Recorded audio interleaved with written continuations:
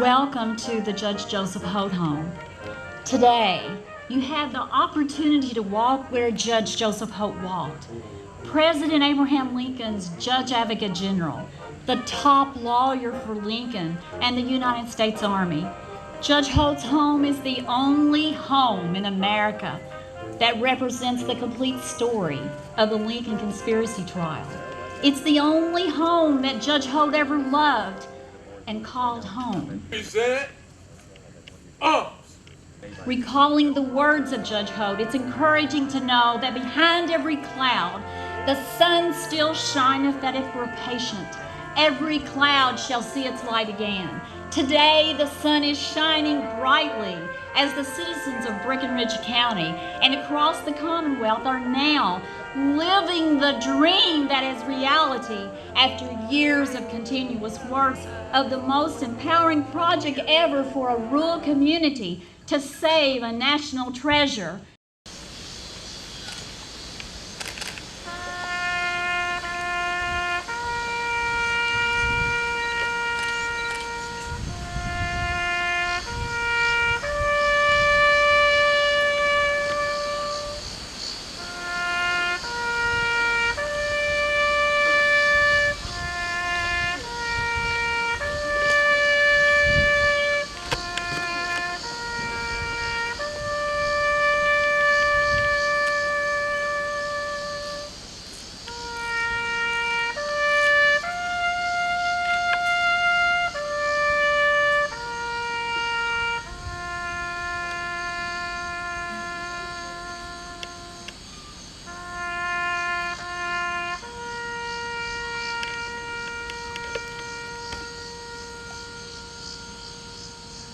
I'm Susan B. Dyer, and I'm the president of the Friends of the Holt Home, and I call myself a volunteer because I'm the encourager for the Holt Home Project. We are at Judge Joseph Holt's home in Holt, Kentucky, and it is the only home that Judge Holt ever loved. It was very special to him. He loved to walk the grounds, and his heart was in this place, and it's actually the only home that remains that tells the complete story of the Lincoln conspiracy trial. We hope people will come here at any time and walk where he walked and see the beautiful trees that are just beautiful, so many beautiful specimens, and it's touching hearts across the state. People are finding out about Judge Holt and how he gave his heart to Kentucky and to the nation in a very crucial time.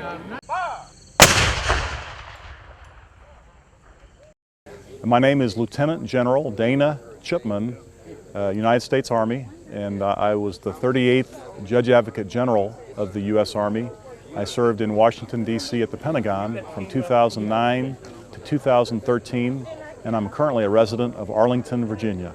Well, I'm here to fulfill a promise I made to Susan Dyer 2 years ago that I would come to a Holt House commemoration event, and we brought her to the JAG School, the Judge Advocate General's Legal Center and School in Charlottesville, Virginia, and Susan was kind enough to give us a military history lecture on the life and times of Judge Joe Holt.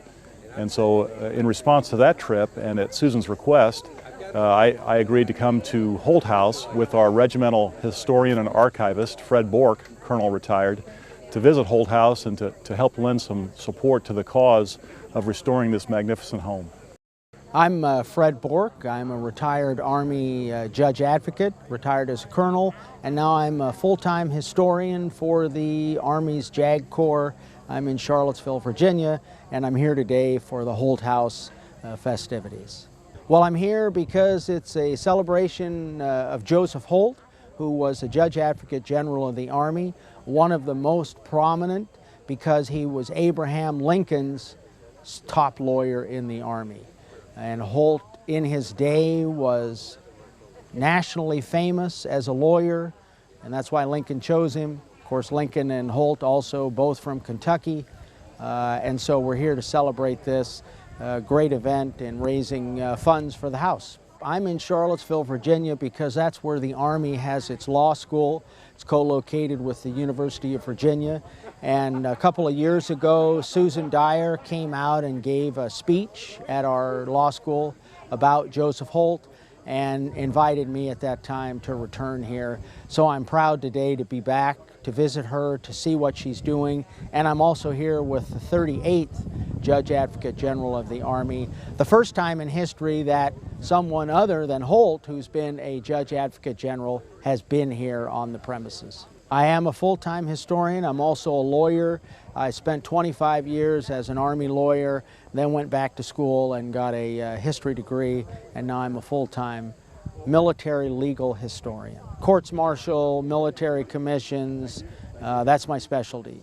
Military legal history, the only one I think in the government who specializes in that. One of the things that's important about Joseph Holt is that Kentucky had such an important place in the preservation of the Union. Abraham Lincoln once said, "I would like to have God on my side, but I must have Kentucky." And that was because Kentucky was so important as a border state. Lincoln understood if he was going to keep the Union together, win the war, that he needed Kentucky. And Joe Holt is important because he's such a prominent figure in Kentucky. Kentucky in 1860 has about 940,000 white citizens and about 225 slaves. So 20% of the population is enslaved. And so really, if you think about it, the economic interests of many people in Kentucky are sympathetic to the Confederacy, because the Confederacy promised that slavery will remain. So Holt from the very beginning is sort of against the mainstream interests of Kentucky people who have money, shall we say. And it's true then that after the war, he probably does lack the sort of sympathies among the population here that he ordinarily might have had. And also, after Mary Surratt is hanged, and she's one of the women, she is the only woman who's accused of being in the Lincoln assassination. When she is hanged, there is a backlash. A lot of people believed it was wrong for the federal government to hang her. And there's this claim, which I do not believe as a historian, that Joseph Holt withheld a clemency petition from President Johnson, and the clemency petition asked that Mary's life be spared. I don't think it's true. I think it was in fact politically expedient for Johnson to go ahead and let her be hanged. But President Johnson did claim Holt never showed him this clemency petition, and so some people blamed Joseph Holt for her being hanged. He remained in Washington, D.C. until he died in 1894, although he was then brought back here to his home and is buried right here on the grounds. Now, I know Holt's family were slaveholders. Correct. When did was he himself a slaveholder? He was a slaveholder. And when did he release his slaves? Well, I don't know. My guess is that they're simply freed with the passage of the 13th Amendment in 1866. The South seceded, the southern states seceded over the issue of slavery. The northern states went to war, though, not over the issue of slavery, but over the issue of preserving the Union. And I'm going to say this in my speech, but if you think back to when Holt is born, which is 1807, and Abe Lincoln is born in 1809, when they're growing up as boys, they know people who were in the Revolution, or at least know people who knew people who served in the Revolution. And so this great experiment, this idea that we can have a republic founded on a constitution, and the radical idea is that an ordinary man can govern himself. They see this, they're so close to the revolution in this period, they see and they believe that if the southern states secede and it shatters the Union, then this great experiment of Republican and the United States of America will die. And that's why there's this, today we take the Union for granted, but if you're Joe Holt and Abraham Lincoln, the United States is very young. It hasn't been around that long. And think about the other big revolution. The French Revolution fails, And now there's an emperor or a king again in France, who, by the way, has put a puppet emperor down in Mexico, Maximilian. So everywhere Americans look in 1860, the world is run by kings and queens and popes and aristocrats, and it's just America where men are trying to govern themselves. And that's, I think, why this is what inspires a guy like Holt, who, even though he's a slaveholder, says, well, I am a slaveholder, but the Union and preserving the Union is so important. And then later, as the war progresses and Abraham Lincoln decides the only way I can beat the South is to hit them hard economically, and so I issue an Emancipation Proclamation to free the slaves, Holt goes along with it and endorses then it's time to free the slaves. And I think that Lincoln transforms the war from a struggle over union into a struggle for freedom. And not everybody's happy about that. I mean, white people in this period are racists. If you're an abolitionist, you're considered to be a fringe element. Now, the emancipation, it didn't apply to the border states, though. Is that correct? Correct. It only applies to the states in rebellion. And to some extent then, people say, well, how much did that really mean, because you didn't have control over all the states in rebellion. However, as the Union Army begins to move in the South, the result is that a lot of these newly freed black men join the Army. And most military historians believe that the 250,000 or 300,000, I think, African Americans who serve in the Union Army are a decisive factor. And a lot of newly freed African Americans would come to the Union lines and say, I want to enlist. And this battery here is an example of U.S. colored troops, right? Lincoln is really a phenomenal man. And professional historians and the public in general consistently vote Lincoln to be the greatest president. It's often a tie with George Washington as the father of our country.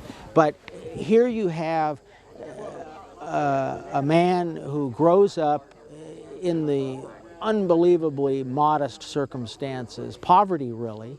He only has 1 year of formal education, maybe a year of elementary school. And yet here he goes from nothingness to being a lawyer, a prominent lawyer, and then the president. And this is the epitome of what we believe in Americans, that as Americans, that you can do anything with persistence and hard work. And perhaps it's a bit of a myth, but Lincoln's proof that you can. And so here he is, an ordinary man who obviously can connect with ordinary people, which is what we want in our presidents, but we also want somebody who's extraordinary. And he is an extraordinary man. He wins the war. And to some extent, and I don't mean this in a bad way, but the fact that Lincoln is shot and killed freezes him in time. And he might not have been successful in reconstructing the Union. He might not have been the success that we see him today. He was only 56 when he was shot and killed, which is, at least now that I'm about to be 59, you think, geez, this guy's pretty young, isn't he? So he's really an incredible guy, and this is, I think, another connection with Joe Holt. They're both Kentuckians, they're both lawyers, they both believe in the Union, and they really become, I think, very good friends. Did a lot of close work together. My name is Craig Potts. I'm the Executive Director of the Kentucky Heritage Council and Kentucky's State Historic Preservation Officer. I'm here today to support the preservation of this nationally significant historic property, to support the Breckinridge County community in preserving a place that is truly unique in our history and that deserves the attention of state and national leaders. It's important to point out that the Kentucky Heritage Council State Historic Preservation Office tries to put tools into the hands of local communities so that they can preserve those places that are meaningful to them. This is a great example of a community utilizing those tools and coming together to make preservation happen. I'm John Minton, the Chief Justice of Kentucky. I am located at the Joseph Holt home in Breckinridge County, Kentucky.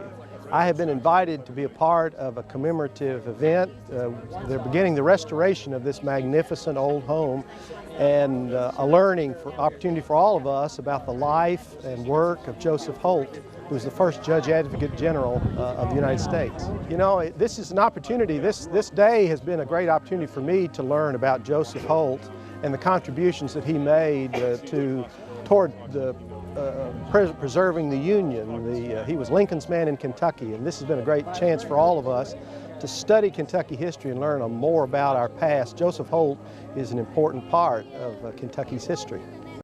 Well, good afternoon. My name is Abraham Lincoln, and to my right is the First Lady, Mary Lincoln. Good to meet you. And we are here on this beautiful sunny day at the Holt Community Day, celebrating this wonderful heritage of this home here. You know, Joseph Holt was born here in 1807, and I was born in 1809, and he went his way and became a lawyer, and I went my way and became a lawyer, and then we met up in the White House, and we were both staunch Unionists. You see, the Civil War began in 1861 with the firing on Fort Sumter, and I was the commander-in-chief. What would I do? 7 states left the Union. Mr. Joseph Holt was in the Buchanan administration, and I believed he would stay there. But then I was reading in newspapers that he had become a staunch supporter of Kentucky, a loyal Kentucky person, and I believed that we needed this man in the White House. And so I brought him in the White House as the first Judge Advocate General to be my legal affairs man, and I've even offered him the Attorney Generalship, but he's turned that down. And now it is March 1865, as I've told the crowd and given them the most glorious news that this long, bloody battle, 4 years, I call it a war of rebellion, is almost over, as Ulysses S. Grant is about ready to accept a surrender from Robert E. Lee. And this war that has taken 620,000 lives will be over. But then we'll be one nation, as it always meant to be by the Founding Fathers. Well, Mary and I are going now back to the Executive Mansion. We have much to be thankful for, as my plans for reconstruction are in place for us to go forth and expand with new states. Thank you for allowing me to be back in my home state of Kentucky. My great-great-great-great-grandmother, Larry Elliott's great-great-great-grandmother, was the midwife who delivered Abraham Lincoln. Is that right? February 12th, 1809. When I first heard it, I thought, everybody said, oh, I'm kin to him, I'm kin to him. I went and checked it out, and it's true. My aunt came to me and said, are you serious about portraying Lincoln? And I said, well, the jury's still out whether I'm going to wear this beard much longer, because I'd been doing it about 6 months. And she said, let me check and see if we're kin, because we're from those parts, as I tell the crowd. And she came back, and she knows a lot about all our tree and so forth. She came back and she said, now you remember Lizzie Elliott? And I said, well, sure. And then she said, well, that person, this person, this person, which was Mary Brooks LaRue for LaRue County. Mary Brooks somebody married John LaRue, a big landowner there, and then he died and she married Rathbone, and then he died and she married Enlow. But she was the midwife who delivered Abraham Lincoln, so I went down to Hodgenville to check it out with Jim LaRue. And Jim LaRue is still living. He's 93 years old tomorrow, and he's got a book coming out next month called Pioneer Woman, about this, about Mary Brooks LaRue. And I says, is it true? And he says, yeah. He says, it's true. I remember your grandpa, Hallie Elliott, et cetera, et cetera. And he went and got the records, and he showed me where it was true. So that's kind of my little thing. That got me hooked. Mr. Lincoln, I got a question. Yes, sir, my friend. What are you going to do about General Grant's drinking problem? You know, all I can tell you is find what he's drinking and give it to all of his generals. Give it, because he fights. Yeah, he does. It doesn't matter if he drinks. Whatever it takes to win. My name is Kelly Easton. I'm a circuit judge over in Elizabethtown in Hardin County, but today I'm portraying Judge Joseph Holt. And this is at the Joseph Holt Home Community Day. And this is the 5th Community Day, and I've portrayed Judge Holt at all 5 of these community days. It's a great honor to portray this man. He's a person who should be remembered. He deserves to be remembered. Well, the Holt Community Day was designed to bring attention to the Holt home and the Holt community. There have been a few people who have really dedicated a lot of volunteer time and effort to renovating this property. And so this annual day, the 4th Saturday in September, is designed to bring everybody out to the home to see what progress has been made in the last year and to talk about the plans for the next year. My name is Robert Bell. I'm First Sergeant with the 12th United States Colored Heavy Artillery from Camp Nelson, Kentucky. We're at the Joseph Holt House in Breckinridge County, celebrating the restoration of his home. The 12th was one of 8 African-American regiments raised at Camp Nelson during the war. Camp Nelson was the largest recruitment and training center for African-Americans in the state and the 3rd largest in the Union. Kentucky was the last state to allow African-Americans to fight, but even though we were last, officially we sent 23,703 men to fight during the Civil War. That's the highest number of any state except for Louisiana. Unofficially, we believe Kentucky is the highest because of the number of men who left the state to enlist in states like Tennessee, Indiana, Ohio, and Illinois. A reenactment to honor Joseph Holt and his house in Kentucky. I am with the 9th Michigan Volunteer in West Point, Fort Duffield.